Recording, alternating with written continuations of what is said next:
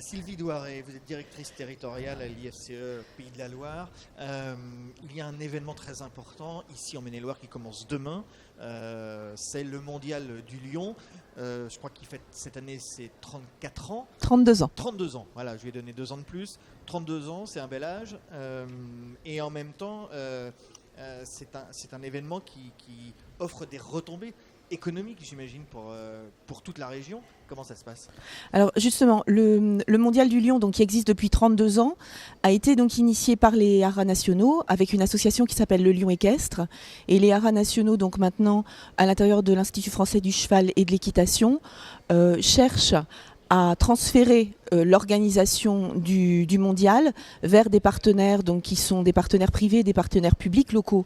Et donc on a décidé, en utilisant donc une méthodologie qu'on a développée avec l'INRA et le Centre de droit et d'études du sport, de mesurer les retombées économiques de cet événement, qui est un événement, donc un championnat du monde, un événement mondial, ces retombées économiques sur le développement local. Alors justement, on sait quelles sont ces retombées ?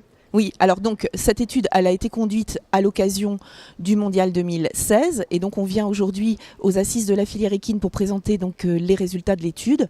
Le chiffre clé, le chiffre qui est marquant, le chiffre qui parle pour les collectivités territoriales et qui va parler pour les habitants de la zone, c'est qu'à chaque fois qu'on investit 1 euro sur cette manifestation, ça rapporte 2,50 € au territoire d'étude. Donc au global, ça fait combien ?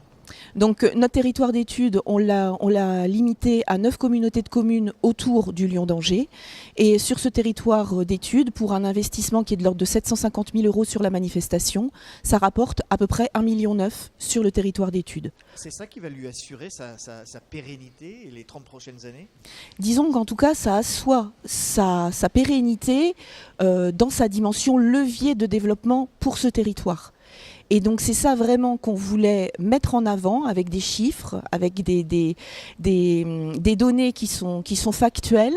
On voulait donc pouvoir donner ces éléments-là à la fois aux collectivités locales, donc les communautés de communes, le conseil départemental, le conseil régional, et aussi donc le donner aux organisateurs pour qu'ils puissent aller au-devant de nouveaux sponsors et de nouveaux partenaires privés pour pouvoir donc continuer à développer cette manifestation que l'on a reconduite sur le site du Lion d'Angers jusqu'à 2020, puisque la Fédération équestre internationale vient de renouveler sa confiance pour l'équipe du Lion d'Angers en nous permettant d'organiser encore ce championnat du monde au moins 3 années supplémentaires.